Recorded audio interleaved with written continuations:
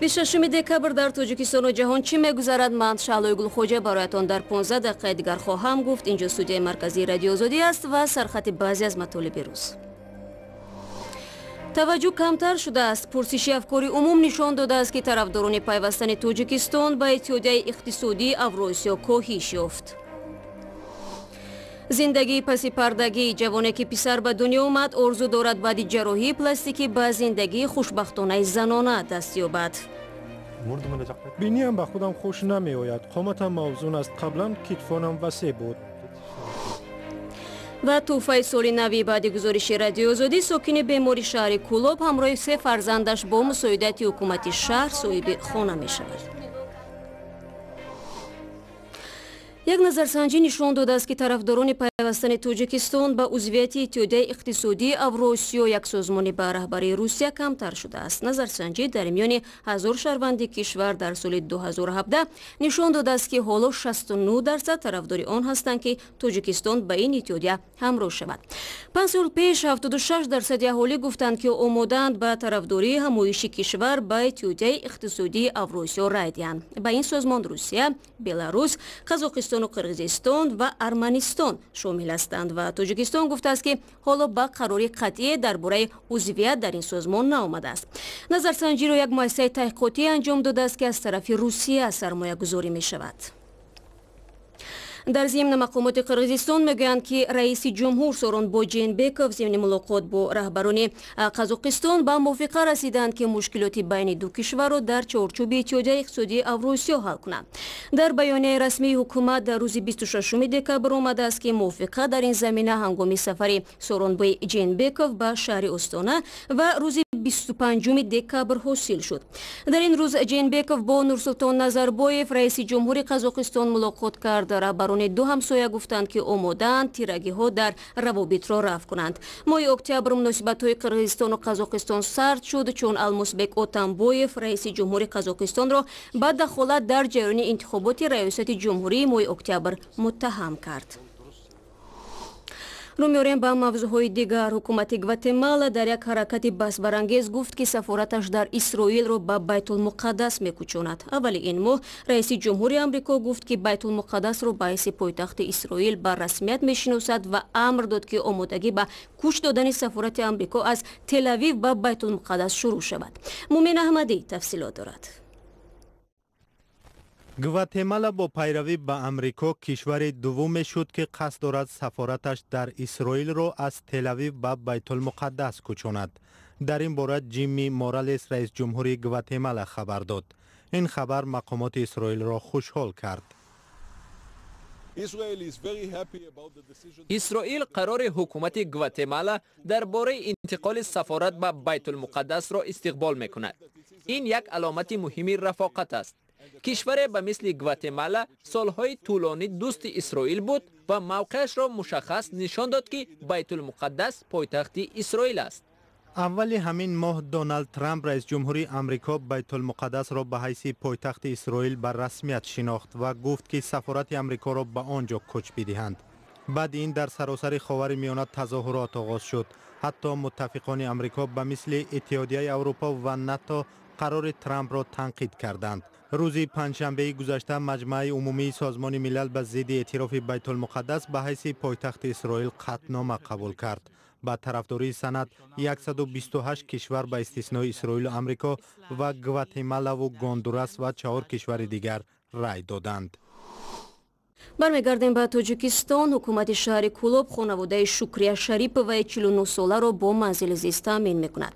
охири моҳи октябр Радио Озодӣ дар бораи ин оила, ки дар холигоҳи лифти нотамом ва дар шароити ногувор зиндагӣ мекарданд, гузориш нашр карда буд.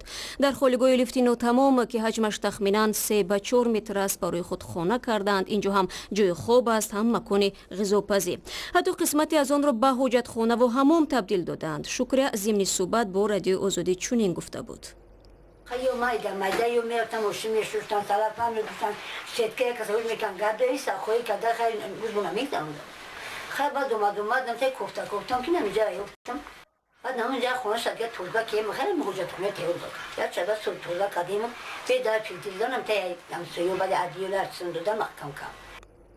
дар пайи гузориши мазкур ҳукумати шаҳри Кӯлоб тасмим гирифтааст ки бинои масҷиди собиқи ғайрирасмиро ба ихтиёри ин хонавода гузорад. Қарор аст то соли нав Шукрия Шарипова бо 3 фарзандаш ба макони нав бикӯчад. Дар ин баробар вазорати тандурустии шаҳри Кӯлоб Шукрияро ки ба бемории сил ва астма гирифтор аст бо доруву дармон таъмин кардааст. Рӯ меорем ба Қирғизистон. Дар Қирғизистон як ҷавони дуҷинса ки писар таваллуд шудааст орзу дорад духтар бошад. ӯ худро Лола ном мебарад ва мегӯяд барои хушбахтии комил ба ҷарроҳии пластикӣ ниёз дорад. Ин ҷавон дар суҳбат бо ҳамкорони мо аз настоящее время дар бораи зиндагии пушти пардагии худ қисса кард ва гуфт ки мехоҳад саҳнаҳои ҷаҳонии мудро тасхир кунад. моҳҳои дароз ва ороиши зиёд. Лола зиндагиашро бе ороиш тасаввур намекунад. ӯ дуҷинса аст, яъне писар таваллуд шудааст, вале мехоҳад духтар бошад. бо вуҷуди ороиши зиёд аз ҳуснаш қаноатманд нест. биниям ба худам хуш намеояд. қоматам мавзун аст. қаблан китфонам васеъ буд. Лола дар кӯдакиаш ба мошинчаву бозичаҳои писарон таваҷҷӯҳ накарда, бештар бозӣ бо лӯхтакҳоро дӯст медошт. мо қирғизҳо суннати хатнаро дорем. вақте маро хатна карданд хурсанд шудам ки ба духтар мубаддал гаштам. Лола ҳанӯз ҳам орзу дорад ки духтар шавад ва ягона роҳи расидан ба ин орзуро дар ҷарроҳии пластикӣ мебинад.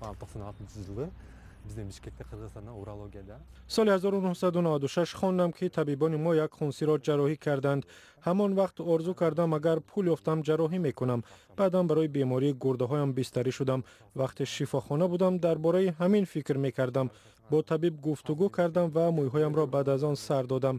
ҳама чиро аз ӯ пурсидам. гуфт ки кори мумкин аст. биё муомила мекунем. яъне аввал ҷарроҳӣ мекунанд, сипас ман $4000 мепардозам. фикр кардам ки дуруст ҷарроҳӣ мекунанд ё лаззатро эҳсос хоҳам кард. дар Бишкек ин кафолатро намедиҳанд. ҳоло мехоҳам синаи силиконӣ бигузорам. кафолат медиҳанд ва қиматаш ҳам муносиб аст. 2 сол пеш ба мо гуфтанд ки синаи силиконӣ $3300 ташкил медиҳад. гузоштанаш $1000 аст. ҳоло харҷи умумии ин ҷарроҳӣ $2500 аст. ин пулро ёфтан мумкин аст, аммо дар Бишкек мушкил аст. Лола ҳоло барои ҷарроҳӣ пул ҷамъ накардааст, аммо барои табдил шудан ба як зан як қадам бардошт. ҷинси ӯро дар паспорташ зан навиштанд ва қонун ҳам ба ӯ инро иҷоза дод. мехоҳам қиёфаамро дигар кунам. худо хоҳад дар Қирғизистон ё кишвари дигаре мекунам. тағйири санадҳо осон аст. баъди 4 моҳи муоина дар шифохона санад мегирӣ ки дуҷинса ҳастӣ. ба ЗАГС меравӣ ва дар муддати 10 рӯз шаҳодатномаи таваллудро дигар мекунанд. тамом. бо ин санад ба идораи шиносномадиҳӣ меравӣ ва шиносномаро иваз мекунанд ва ман ин корро кардам. номамро иваз кардам. насабу моҳу соли таваллудамро бетағйир мондам. хостам соли таваллудамро иваз кунам то ҷавонтар ба назар бирасам. Лола мегӯяд ки маҷбур буд аз ин роҳ равад. дар Қирғизистон муносибат ба дуҷинсаҳо манфӣ аст ва Лола инро хуб медонад, чунки барои тамоюли ҷинсияш ӯро латукӯб ва таҳқир карданд. мехоҳад бо ҷарроҳии пластикӣ зиндагиашро тағйир диҳад ва ба як хушбахтии воқеии занона даст ёбад.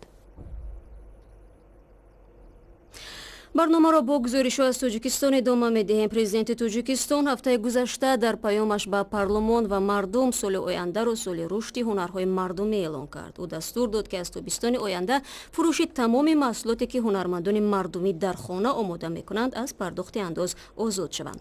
косибони тоҷик ки вазъи хуби молӣ надоранд умедворанд ки лағви молиёт андаке ҳам дар пешрафти корашон кӯмак мекунад, ҳарчанд ба андешаи онҳо барои рушди косибӣ дар Тоҷикистон иқдомҳои бештар зарур аст. Ниёзбегим Ғуломшоева 20 сол боз ба бофтани ҷуробҳои бадахшонӣ, духтани тоқӣ ва муҳракашӣ машғул аст. ӯ дар як рӯз то 3 ҷуроб ва 2 тоқӣ омода мекунад. вале барои кашидани муҳра чанд рӯз лозим аст. Ниёзбегим маъмулан ҷуробҳоро ба мағозаҳои ҳадияфурӯшӣ месупорад. ӯ мегӯяд сол то сол даромади ками ӯ камтар мешавад, зеро фурӯшгоҳҳо ҷуробҳои ӯро гаронтар мекунанд. гузашта аз ин теъдоди онҳое ки ба ҳунарҳои мардумӣ рӯ оварданд афзоиш ёфтааст. бо вуҷуди он ки Ниёзбегим соатҳои зиёдеро ба бофтану духтан сарф мекунад, рӯзгори хонаводааш асосан аз ҳисоби маоши шавҳару писараш мегузарад. даромади ин зани ҳунарманд танҳо барои баъзе хароҷоти ночизи рӯзгор мерасад.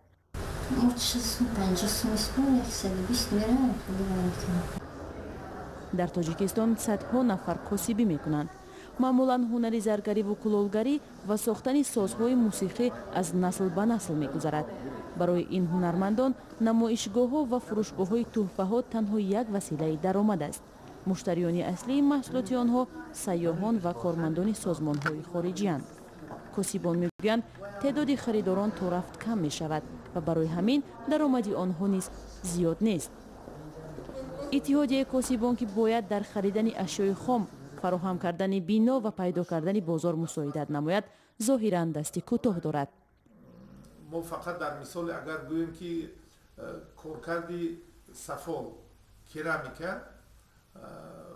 қариб зиёда аз 80% бозори моро маҳсулотҳои Ӯзбекистон ишғол кардаанд.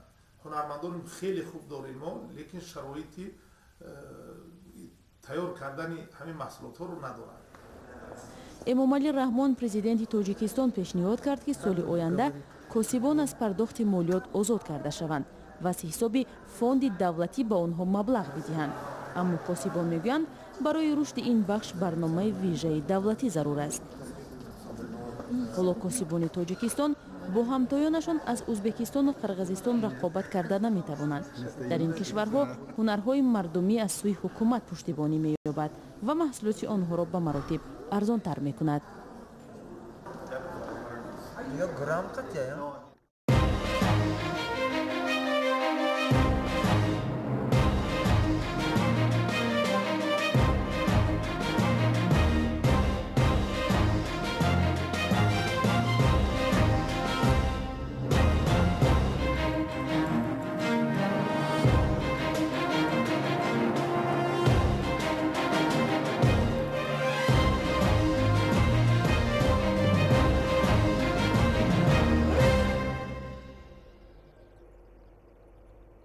шумо барномаи хабарии радиои озодиро тамошо доред. имрӯз дар душанбе 90-солагии аввалин маҷалаи Тоҷикиро ҷашн гирифтанд. ширкаткунандагони ҳамоиш гуфтанд, маҷалаи Садои Шарқ дар қарни гузашта барои рушди забони тоҷикӣ ва ҳифзи арзишҳои фарҳангӣ саҳми бориз дошт. барои Юсуфӣ гузориш медиҳад. дар маросими таҷлил аз 90-солагии таъсиси Садои Шарқ, нахустин маҷалаи адабии тоҷикӣ, аҳли фарҳанг ва хонандагони доимии он ширкат доштанд. дар ин ҳамоиш аз Садои Шарқ ба унвони маҷалае ном бурда шуд, ки муассисонаш дар саргаҳи адабиёти тоҷик менишастанд ва зарурати чунин як майдони адабӣ барои аҳли адаби тоҷикро эҳсос мекарданд. ва ин маҷалла номаш барои адабиёти социалистӣ буд. маҷалла дар заминаи ҳамин маҷаллаи роҳбари донишпа таъсис дода шуд. маҷалаи Садои Шарқ солҳои барои Тоҷикистони шӯравии ҷавон мушкили 30-юми қарни 20 бо нашри матолиби илмиву адабӣ дар бедории миллӣ ва ҳифзи арзишҳои фарҳангии тоҷикон корҳои муҳимеро анҷом додааст. маҷалаи Садои Шарқ дар он солҳои вазнин чароғи рӯшанеро мемонд, ки хонадони маънавии мардуми тоҷикро рӯшан мекард ва инкишофи забони миллии мо нақши бориз дошт. исми маҷалаи Садои Шарқ дар давраҳои гуногуни таърихии фаъолияташ тағйир дода шудааст. дар ҳамон замон адибону нависандагон ва публицистони давр ҷонфидоӣ карданд, бе маошу ба қавли ҳимояи маънавӣ ин наштаро таъсис доданд то барои ояндагон як майдони фаррохи адабӣ ва маърифатӣ фароҳам ё муҳайё шавад. маҷалаи Садои Шарқ аз оғози таъсис то кунун меъёру сифати адабиёти тоҷик унвон мешавад. осори гаронарзиши адибони тоҷик қабл аз ҳама дар ҳамин маҷалла нашр мешуд. ё ба қавли муҳаққиқони таърихи адабиёт, раванди адабӣ ва фазои адабиёти тоҷикро дар тӯли таърихи 90 соли ахир аз осори нашршуда дар маҷалаи Садои Шарқ мешавад мушаххас кард. ин чанд хабару гузорише буд, ки то ин лаҳза дар ихтиёр доштем, вале матолиби бештар аз ин ва ҷузъиёти мавзӯи барномаи имрӯзро ба осонӣ метавонед дар вебсайти мо www.ozodi.org бихонед. мо дар шабакаҳои иҷтимоӣ ва дар канали YouTube саҳифаи махсус дорем. то мулоқоти фардо, худо нигаҳдор.